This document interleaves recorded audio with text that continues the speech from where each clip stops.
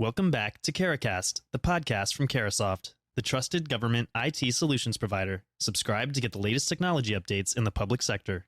I'm Corey Baumgartner, your host from the Carasoft production team. On behalf of Halcyon, we would like to welcome you to today's podcast, focused around learning about and combating the underground economy around ransomware. Anthony Freed, Strategic Communications Leader at Halcyon, will discuss how Ransomware-as-a-Service groups operate, why ransomware is evading security tools, and what can be changed to stop it. Good morning or afternoon, everybody, wherever you happen to be. My name is Anthony Freed, Director of Communications, Threat Intelligence with Halcyon. And just as a quick level set, so you know who's talking to you, I am not a reverse engineer for malware. I am not a traditional analyst in the threat intelligence space. I'm a former security journalist and a researcher, and I work with many threat intelligence teams at different organizations to produce some of the research that's come out last few years at Cylance, at BlackBerry, at Cybereason, and now at Halcyon. So we're going to talk to you a little bit today about the business of ransomware. This is a huge problem. Obviously, if you're here, you know that. And what makes this even more concerning is recently the FBI was investigating the Hive ransomware group, and they were in their systems for somewhere around 7 months. And based on their observations, they determined that probably only as much as 20% of the ransomware attacks that are occurring daily ever get reported to the Bureau.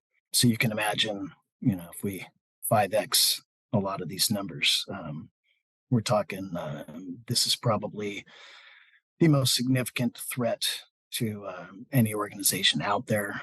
Depending on the size of the organization, a ransomware attack can seriously impact their viability as far as being able to do business on a day-to-day basis. And as well, smaller organizations run the risk of this absolutely ruining their business. So move into this just a little bit on kind of the ransomware economy. So, Anthony, how has the ransomware ecosystem evolved? What started out years ago as a kind of a spray and pray email spam campaigns, drive-by infections, we were seeing individual boxes or maybe a small number get locked up by a ransomware attack. The attacker would typically request something like half a Bitcoin. This is back when Bitcoin was only $2,000. So these were really small operations, kind of mom and pop operations. What's interesting is that the business model was so successful that we've seen a great deal of specialization within the ransomware economy here. So, you have initial access brokers who their sole business model is just to basically infiltrate targeted networks, move laterally through as much of the network as possible, expose it. They might be in there. You have initial access brokers like Lemon Duck who might be in there doing some Monero coin mining while they're at it. And then they sell this access to other threat actors.